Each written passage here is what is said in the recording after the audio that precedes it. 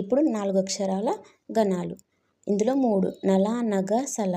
నా లఘువు, నా గురువు, సా లఘువు, నా 3 లఘువులు. 3 లఘువులు. లా అంటే లఘువు. మళ్ళీ నా గణం అంటే 3 లఘువులు. గా అంటే ఒక గురువు. సల అంటే సా అంటే లఘువు లఘువు గురువు. లఘువు లఘు గురువు. లా అంటే లఘువు.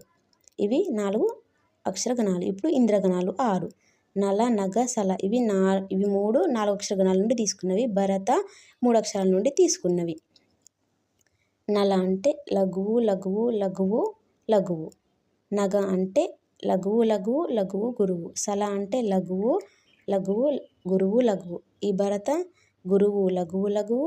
రా గురువు లఘువు గురువు. తా అంటే 2 గురువులు 1 లఘువు. ఇవి ఇంద్రగణాలు. ఇప్పుడు సూర్యగణాలు 2 నగనం, హగనం. నగనం 3 లఘువులు. హగనం అంటే మనం ఇందాక 2 అక్షర గణాల్లో చెప్పుకున్నాం. గురువు లఘువు గలంని హగనం అని అంటామని చెప్పుకున్నాం. లఘువు గురువు వగనం అయితే గురువు లఘువు హగనం.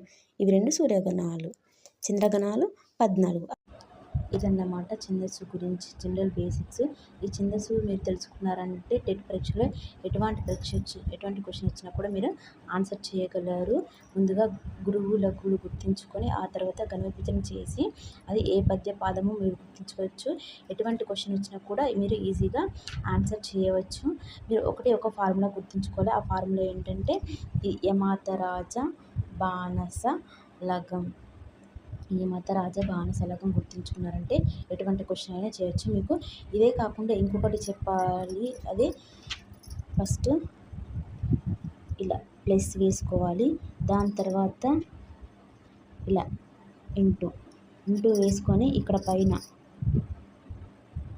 యా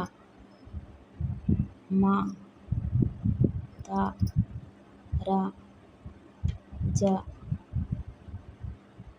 బా నా స. ఇక్కడ యా ఫస్ట్ ఉంది కదా, దానికి లఘువు. మాకు దీర్ఘం వచ్చింది కాబట్టి గురువు. తా గురువు. రాకు దీర్ఘం గురువు.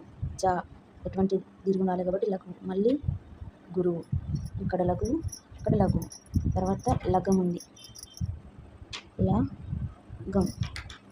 ఇదినికి గురువు, ఇదినికి లఘువు. మీరు ఇలా ప్లస్ వేసి ఇంటూ వేసి ఏదైనా గుర్తుంచుకోవచ్చు, లేదా ఈ ఫార్ములా గుర్తుంచుకున్నా సరిపోద్ది. ఈ ఛందస్సు గురించి మీకు ఇంకేమైనా డౌట్స్ ఉంటే కమెంట్ బాక్స్లో తెలియజేయండి.